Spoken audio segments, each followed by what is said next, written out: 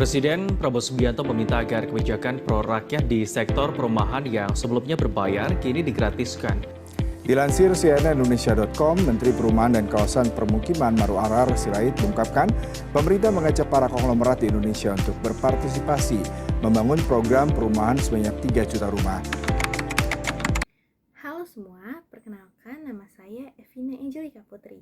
Dalam video kali ini kita akan bahas tentang kebijakan perumahan rakyat. Punya rumah sekarang itu tuh bukan cuma jadi impian, tapi bisa jadi kenyataan. Gratis BPHTB, gratis PPN, bahkan Menteri PUPR ngajak para konglomerat buat bangun rumah untuk rakyat miskin. Ditambah, Presiden Prabowo sekarang mulai mendorong kebijakan perumahan yang benar-benar harus pro rakyat. Tapi apa semua ini benar-benar bisa bantu masyarakat kecil? Yuk kita bahas tuntas. Punya rumah itu tuh merupakan suatu kebutuhan dasar, tapi coba kita lihat realita hari ini. Banyak warga kita yang masih tinggal di rumahan yang enggak layak, ngontrak bertahun-tahun, bahkan ada yang numpang di tanah orang. Kenapa? Karena harga rumah mahal, bunga KPR tinggi, dan pajak-pajak kayak BPHTB dan PPN itu tuh bikin tambah berat. Permasalahan perumahan di Indonesia itu tuh bukan masalah yang baru lagi, karena menurut data BPS dan Kementerian PUPR, jutaan warga Indonesia itu masih hidup di rumah tidak layak huni, rumah kontrakan sempit, atau bahkan di kolong jembatan dan juga bantaran sungai. Akses terhadap hunian yang layak menjadi suatu tantangan besar, terutama bagi masyarakat berpenghasilan rendah atau yang biasa kita sebut dengan MBR.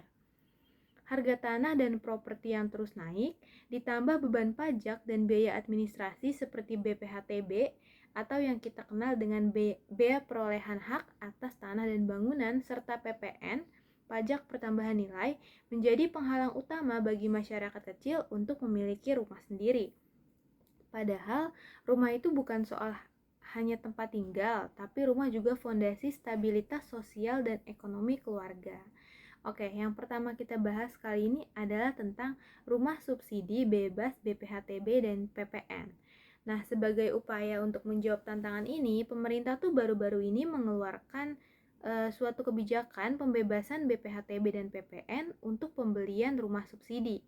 Ini tuh merupakan langkah konkret yang sangat penting karena BPHTB yang biasanya mencapai 5% dari nilai jual objek pajak dan PPN 11% kini tuh dihapuskan untuk segmen tertentu, khususnya rumah subsidi bagi masyarakat berpenghasilan rendah atau yang tadi kita sebut dengan MBR. Apa sih dampaknya?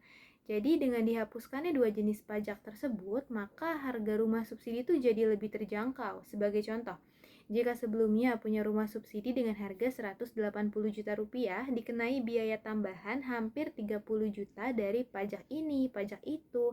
Nah, kini tuh beban itu tuh udah nggak perlu lagi ditanggung oleh pembeli gitu. Ini tuh bisa banget jadi game changer karena mendorong permintaan rumah subsidi serta meningkatkan akses MBR terhadap hunian yang layak.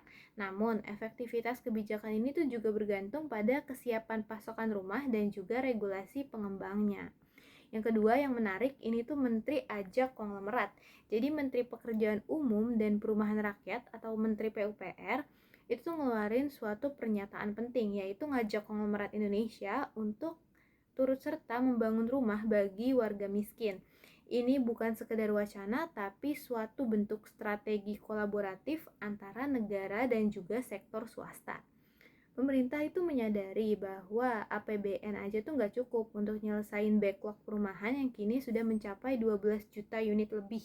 Maka melalui kemitraan yang insentif, konglomerat ini tuh diharapkan bisa berperan aktif dan gak hanya mencari profit gitu loh, tapi juga terlihat dalam pembangunan berkeadilan sosial. Nah, bentuk kontribusinya tuh bisa beragam, mulai dari pembangunan rumah deret, flat sederhana, hingga memberikan hibah lahan, bahkan bisa juga dalam bentuk skema CSR yang berkelanjutan. Namun, ajakan ini tuh tentu perlu diikuti dengan regulasi insentif yang jelas, karena insentif yang jelas, transparan, dan juga adil, karena negara tuh juga perlu memastikan bahwa kolaborasi ini tuh nggak berubah jadi suatu proyek pencitraan semata. Jangan sampai rumah murah ini tuh jadi proyek asal-asalan yang akhirnya tuh nanti ditinggalin sama penghuninya. Dan yang terakhir kita bahas adalah tentang Prabowo dan visi pro rakyat.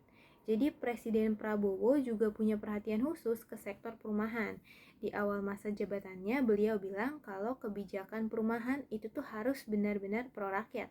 Ini tuh merupakan suatu sinyal kuat bahwa isu perumahan akan jadi suatu prioritas dalam 5 tahun ke depan. Presiden tuh menjelaskan pentingnya menghadirkan negara untuk rakyat kecil dan rumah layak adalah salah satu bentuk dari kehadiran itu. Komitmen ini tuh terlihat dari dukungan terhadap program 1 juta rumah, pemberian subsidi selisih bunga atau yang biasa kita sebut dengan SSB, dan juga kemudahan pembiayaan melalui program FLPP. Yang membedakan kepemimpinan kali ini tuh adalah pendekatannya yang lebih populis dan integratif. Jadi pendekatan itu menggabungkan antara peran negara, swasta, dan juga masyarakat sipil. Fokusnya tuh bukan hanya pada angka pembangunan rumah, tapi juga pada kualitas hidup penghuninya, ketersediaan air bersih, akses transportasi, pendidikan, dan pekerjaan di sekitar lingkungan tempat tinggal. Nah, meskipun dari beberapa kebijakan yang sudah disebutkan tadi tuh meskipun terlihat sangat menjanjikan, tapi tetap ada beberapa tantangan yang penting yang harus kita highlight, yang harus kita antisipasi. Yang pertama tuh ada ketersediaan lahan. Jadi salah satu masalah paling mendasar adalah keterbatasan lahan, terutama di kawasan perkotaan dan daerah padat penduduk. Banyak pemerintah daerah kesulitan menyediakan lahan yang cukup luas dan strategis untuk pembangunan rumah subsidi. Seringkali lokasi yang tersedia tuh justru berada di pinggiran kota yang jauh dari pusat aktivitas ekonomi. Akibatnya masyarakat yang tinggal di rumah subsidi tuh harus menempuh jarak jauh untuk bekerja atau bersekolah, yang pada akhirnya justru membebani mereka secara ekonomi. Oleh karena itu, peran pemerintah daerah jadi sangat krusial, terutama dalam hal pengaturan tata ruang, land banking, dan reformasi agraria yang adil. Tanpa penyediaan lahan yang tepat, program perumahan rakyat tuh bakal jadi terhambat sejak awal. Yang kedua adalah kualitas bangunan. Tantangan berikutnya adalah soal kualitas fisik rumah subsidi. Banyak kritik dari masyarakat mengenai rumah subsidi yang cepat rusak, dinding retak, atap bocor, atau bahkan tidak memenuhi standar keamanan bangunan. Hal ini tuh sering disebabkan oleh pengembang yang menekan biaya konstruksi seminimal mungkin untuk mengejar keuntungan atau lemahnya pengawasan dari pihak pemerintah. Padahal hunian yang layak tuh gak hanya soal murah, tapi juga soal ketahanan dan kenyamanan jangka panjang.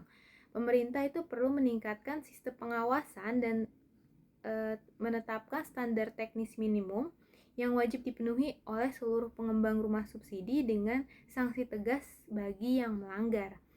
Selanjutnya ada ketepatan sasaran.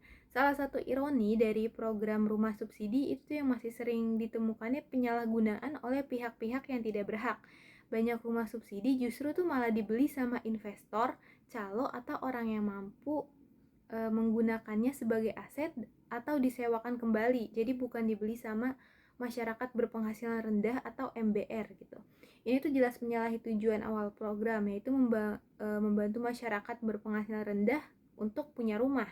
Maka dari itu perlu sistem seleksi dan verifikasi yang lebih ketat, akurat, dan juga transparan. Misalnya integrasi data kependudukan, data penghasilan, dan juga pengawasan pasca pembelian. Pemerintah juga bisa menerapkan sistem digitalisasi untuk melacak kepemilikan rumah subsidi dan mencegah jual beli ilegal. Yang terakhir di sini ada dari infrastruktur pendukung. Jadi pembangunan rumah tuh tidak boleh dilepaskan dari ekosistem pendukungnya. Banyak proyek rumah murah dibangun di lokasi terpencil tanpa infrastruktur dasar seperti jalan, transportasi umum, listrik stabil, air bersih, sekolah, pusat kesehatan, atau fasilitas umum lainnya. Alih-alih meningkatkan kesejahteraan, kondisi ini tuh justru malah beresiko melahirkan kantong-kantong kemiskinan baru yang terisolasi dan juga penuh keterbatasan. Solusinya, pembangunan rumah subsidi itu harus disinergikan dengan pembangunan kawasan secara menyeluruh. Konsepnya bukan hanya rumah murah, tapi lingkungan hidup yang sehat, terhubung, dan juga manusiawi. Jadi tanpa perhatian serius terhadap isu-isu tersebut, kebijakan yang baik sekalipun tuh bisa gagal buat mencapai tujuan. Nah, sebagai penutup, kita semua tuh tentu berharap agar kebijakan perumahan rakyat yang kini sedang digalakan tuh benar-benar bisa memberikan harapan nyata bagi masyarakat kecil untuk memiliki rumah yang layak dan juga bermartabat.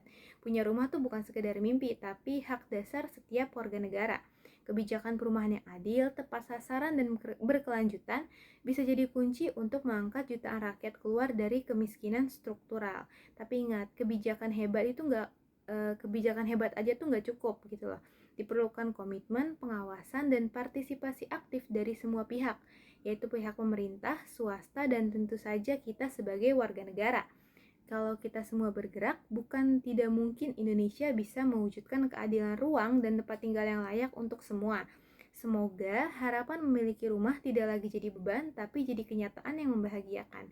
Karena sejatinya rumah itu bukan hanya tempat berteduh, tapi rumah adalah pondasi masa depan bangsa. Sekian video analisis kebijakan perumahan rakyat. Kurang lebihnya mohon maaf. Terima kasih.